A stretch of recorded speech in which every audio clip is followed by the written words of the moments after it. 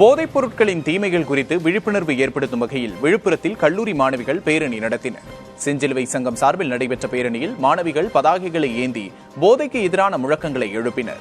நகரின் முக்கிய சாலைகள் வழியாக சென்ற மாணவிகள் பொதுமக்களுக்கு விழிப்புணர்வூட்டும் துண்டு பிரசுரங்களையும் விநியோகித்தனர். புதுக்கோட்டை மாவட்டம் ஆலங்குடி அருகே சாலையை சீரமைக்க வலியுறுத்தி பொதுமக்கள் மறியலில் ஈடுபட்டனர்.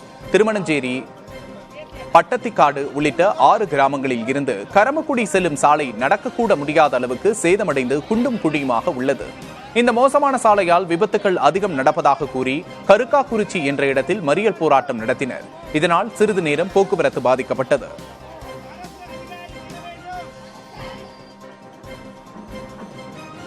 முதலமைச்சர் அவர்களுக்கு வானளாவிய அதிகாரம் இல்லை என்று மகாராஷ்டிரா ஆளுநர் CP ராதாகிருஷ்ணன் தெரிவித்துள்ளார். நெல்லை மாவட்டம் பாளையங்கோட்டையில் செய்தியாளர்களிடம் பேசிய அவர், ஆளுநர்களுக்கே உள்ள அதிகாரங்களில் முதலமைச்சர்கள் தலையிடக்கூடாது என்றார். பல்கலைக்கழக துணைவேந்தர் நியமனம் உட்பட ஆளுநரின் அதிகாரங்களை உச்சநீதிமன்ற தீர்ப்பு உறுதி செய்திருப்பதாகவும் அவர் சுட்டிக்காட்டினார். தமிழ்நாடு நாடார் சங்க தலைவர் முத்து ரமேஷும் சமத்துவ மக்கள் கழக தூத்துக்குடி மாவட்ட செயலாளர் அற்புதராஜும் ஒருவர் மீது ஒருவர் காவல் நிலையத்தில் மிரட்டல் புகார் அளித்துள்ளனர். கடந்த ஜூன் 15ஆம் தேதி முத்து ரமேஷ் ஏற்பாட்டில் நாம் தமிழர் கட்சியின் தலைமை ஒருங்கிணைப்பாளர் சீமான் தலைமையில் கல்லிறக்கும் போராட்டம் நடைபெற்றது.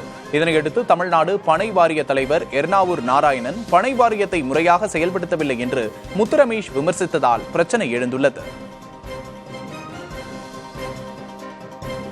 திண்டுக்கல், தேனி சரக காவல் நிலையங்களுக்கு உட்பட்ட பகுதிகளில் காவல்துறையினரால் பறிமுதல் செய்யப்பட்ட 586 கிலோ கஞ்சா நெல்லை மாவட்டம் நாங்குநேரி அருகே தீயிட்டு அழிக்கப்பட்டது. நாங்குநேரி அருகே பொத்தையடி கிராமத்தில் உள்ள தனியார் எரியூட்டு நிறுவனத்தில் திண்டுக்கல் சரக DIG அபினவ் குமார், மாவட்ட காவல் கண்காணிப்பாளர் சிவபிரசாத் உள்ளிட்ட காவல்துறை அதிகாரிகள் முன்னிலையில் கஞ்சா பொட்டலங்களின் எடை அளவு சரிபார்க்கப்பட்டு எரியூட்டப்பட்டது.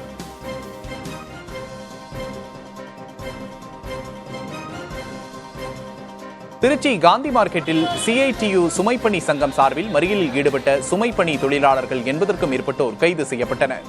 குறைந்த கூலிக்கு வடமாநில தொழிலாளர்கள் பணியமர்த்தப்படுவதை கண்டித்தும் தங்கள் பணி பாதுகாப்பை வலியுறுத்தியும் இந்த போராட்டம் நடைபெற்றது.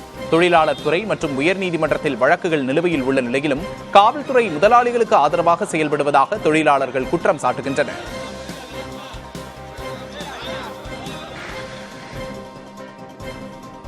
தஞ்சை திருவையாறு கல்லணை கால்வாயில் குளித்துக் கொண்டிருந்த போது அடித்துச் செல்லப்பட்டவர் உடல் மீட்கப்பட்டுள்ளது. சின்ன காங்கேயத்தைச் சேர்ந்த அந்தோணி மற்றும் அவரது மனைவியும் ஆற்றின் படித்துறையில் குளித்தபோது அந்தோணி நீரில் அடித்துச் செல்லப்பட்டிருக்கிறார்.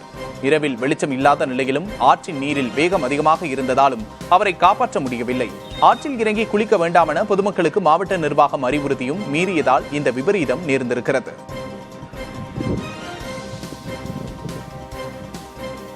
தேனி மாவட்டம் சின்னமனூர் அருகே சீலையம்பட்டி கண்மாய் கரையில் அமைந்துள்ள காமாட்சியம்மன் கோவிலில் ஆனி மாத திருவிழா கோலாகலமாக நடைபெற்றது.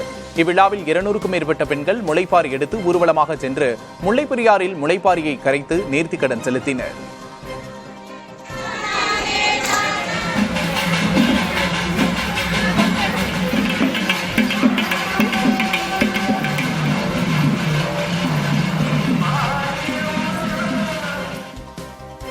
ரயில் பாதை மேம்பாட்டு பணியின் காரணமாக சென்ட்ரல் கும்மிடிப்பூண்டி தடத்தில் 27 மின்சார ரயில்கள் வரும் 15, 17ஆம் தேதிகளில் ரத்து செய்யப்படும் என்று சென்னை ரயில்வே கோட்டம் அறிவித்துள்ளது.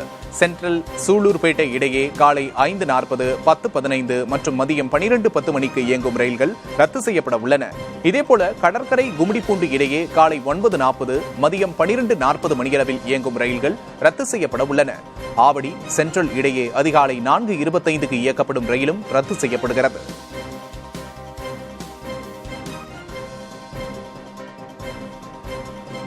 மதுரை மாநகராட்சியில் 150 கோடி ரூபாய் முறைகேடு செய்த வழக்கில் கைதான 5 பேர் ஜாமீன் கோரி மதுரை மாவட்ட நீதிமன்றத்தில் மனு தாக்கல் செய்துள்ளனர்.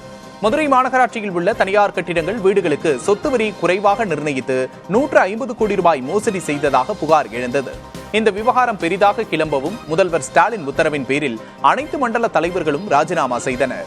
இந்த வழக்கில் கைதான 8 பேரில் 5 பேர் ஜாமீன் கோரி மதுரை மாவட்ட நீதிமன்றத்தில் மனு தாக்கல் செய்தனர். இந்த மனுவை விசாரித்த நீதிபதி சிவகடாட்சம் இவ்வழக்கில் காவல்துறை பதிலளிக்க உத்தரவிட்டு வழக்கை 15ஆம் தேதிக்கு ஒத்திவைத்தார். வேலூர் அருகே உரம் மூட்டை ஏற்றிச் சென்ற டிராக்டர் மீது சுற்றுலா வேன் மோதியதில் விவசாயி படுகாயமடைந்தார். அரியூர் ஜமால்புரத்தைச் சேர்ந்த முருகன் உர மூட்டைகளை ஏற்றிக்கொண்டு டிராக்டர் ஓட்டி சென்றபோது ஆந்திராவிலிருந்து ஸ்ரீபுரம் தங்கக்கோவிலுக்கு வந்த சுற்றுலா வேன் வேகமாக மோதியது. விபத்தில் டிராக்டரின் முன்பகுதி துண்டாகி ஓடியதால் முருகன் படுகாயமடைந்தார். அவரை பொதுமக்கள் மீட்டு வேலூர் அரசு மருத்துவக் கல்லூரி மருத்துவமனையில் அனுமதித்தனர். இந்நிலையில் விபத்து குறித்த சிசிடிவி காட்சிகள் வெளியாகியுள்ளன. காஞ்சிபுரம் மாவட்டம் சுங்குவார் சத்திரம் அருகே இருசக்கர வாகனம் மீது லாரி மோதிய விபத்தில் கட்டிட தொழிலாளர்கள் 2 உயிரிழந்தனர். திருவண்ணாமலை மாவட்டத்தைச் சேர்ந்த கட்டிட மேஸ்திரியான சக்திவேல் உடன் வேலை செய்யும் பெண்ணோடு இருசக்கர வாகனத்தில் சென்னை நோக்கி வந்துள்ளார். சுங்குவார் சத்திரம் அருகே சேந்தமங்கலம் பகுதியில் பின்னால் வந்த லாரி இருசக்கர வாகனம் மீது மோதியதில் சக்திவேல் உட்பட 2 உயிரிழந்தனர். தப்பியோடிய லாரி ஓட்டுநரை சுங்குவார் சத்திரம் காவல்துறையினர் தேடி வருகின்றனர். வாரிசு அரசியலை எதிர்த்து கட்சி தொடங்கிய மதிமுக பொதுச் செயலாளர் வைகோவுக்கு ஒற்றை நாக்கா இரட்டை நாக்கா என முன்னாள் அமைச்சர் கடம்பூர் ராஜு கேள்வி எழுப்பியுள்ளார். தூத்துக்குடி மாவட்டம் கட்லாங்குளத்தில் சுதந்திர போராட்ட வீரர் அழகுமுத்து கோன் சிலைக்கு மரியாதை செலுத்திய பின்பு செய்தியாளர்களிடம் பேசிய அவர், பாமகவில் என்ன நடக்கிறதோ அந்த நிலைமை மதிமுகவில் வந்துள்ளது என்றார். ஜெயலலிதாவை பார்த்தது தவறு என்று கூறும் அவர், மதிமுகவை ஆரம்பித்தது தவறா எனவும் கேள்வி எழுப்பினார். சென்னை பெருங்குடி கள்ளுக்குட்டை பகுதியில் அரசு நிலத்தை ஆக்கிரமித்து கட்டப்பட்ட வீட்டை அகற்ற அதிகாரிகள் வந்தபோது ஜேசிபி முன்பு படுத்துக்கொண்டு பெண் ஒருவர் எதிர்ப்பு தெரிவித்ததால் பரபரப்பு ஏற்பட்டது. தொடர்ந்து தங்கள் வீட்டை இடிக்கக்கூடாது என கூறி அதிகாரிகளோடு அந்த பெண் வாக்குவாதத்தில் ஈடுபட்டுள்ளார். இதனையடுத்து அரசு அதிகாரிகளும் காவல்துறையினரும் பேச்சுவார்த்தை நடத்தி பெண்ணை அனுப்பிவிட்டு அந்த பகுதியில் ஆக்கிரமித்து கட்டப்பட்டிருந்த வீட்டை இடித்து அப்புறப்படுத்தினர். திருப்பூர் மாவட்டம் உடுமலைப்பேட்டை அமராவதி பிரதான கால்வாய் பாசன பகுதியில் தண்ணீர் கிடைக்காததை கண்டித்து விவசாயிகள் நூதன போராட்டத்தில் ஈடுபட்டனர். 96 கிளை வாய்க்கால்களையும் அடைத்து ஆயக்கட்டு இல்லாத பகுதிகளுக்கு தண்ணீரை கொண்டு செல்லப்படுவதாக விவசாயிகள் குற்றம் சாட்டினர்.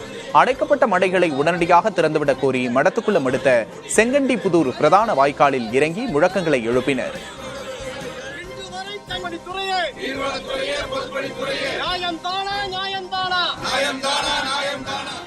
திருவள்ளூர் மாவட்டம் ஆவடி வட்டத்துக்குட்பட்ட பாலேரிப்பட்டு கிராம நிர்வாக அலுவலக கட்டிடம் மிகவும் பழுதடைந்து ஆபத்தான நிலையில் இயங்கி வருகிறது. மேற்கூரைகள் பெயர்ந்து விழும் நிலையில் உள்ளதால் இங்கு பணிபுரியும் கிராம நிர்வாக அலுவலர்கள் மற்றும் நாள்தோறும் வந்து செல்லும் மக்கள் என அனைவரும் அச்சத்துடன் உள்ளனர். விபத்துக்கள் ஏற்படுவதற்கு முன்பு மாற்று இடத்திற்கு ஏற்பாடு செய்ய வேண்டும் என பொதுமக்கள் கோரிக்கை விடுத்துள்ளனர். சென்னை மண்ணடியில் புதிதாக கட்டப்பட்டு வரும் காவல் நிலையத்தில் திருட்டில் ஈடுபட்ட நபர் கைது செய்யப்பட்டுள்ளார். தற்போது கட்டப்பட்டு வரும் B2 காவல் நிலையத்தில் நள்ளிரவில் புகுந்து மணிகண்டன் என்பவர் 20,000 ரூபாய் மதிப்புள்ள பிளம்பிங் பொருட்கள், ஷவர் உள்ளிட்டவற்றை திருடிச் சென்றுள்ளார். 15,000 ரூபாய் மதிப்பிலான பொருட்களை அடித்து சேதப்படுத்தியுள்ளார். இதனையடுத்து மணிகண்டனை கைது செய்த காவல்துறையினர் அவரிடம் திருட்டு பொருட்களை வாங்கிய இரும்பு கடை உரிமையாளரிடம் விசாரணை நடத்தி வருகின்றனர்.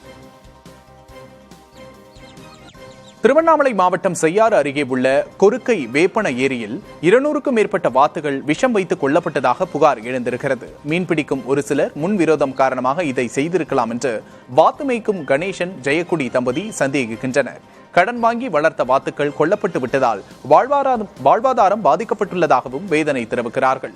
வழக்கு பதிவு செய்யப்பட்டுள்ள நிலையில் உயிரிழந்த வாத்துக்கள் பிரேத பரிசோதனைக்கு அனுப்பப்பட்டுள்ளன. மனைவியை அவதூறாக பேசியவரை வெட்டி கொன்றதாக ஒருவருக்கு ஆயுள் தண்டனை விதித்து நெல்லை மாவட்ட கூடுதல் அமர்வு நீதிமன்றம் தீர்ப்பளித்துள்ளது. கடந்த 2011ஆம் ஆண்டு முத்துக்குமார் என்பவர் கொல்லப்பட்ட வழக்கில் சரவணன் என்பவரை குற்றவாளி என தீர்ப்பளித்த நீதிமன்றம் அவருக்கு ஆயுள் தண்டனையும் 2,000 ரூபாய் அபராதமும் விதித்தது.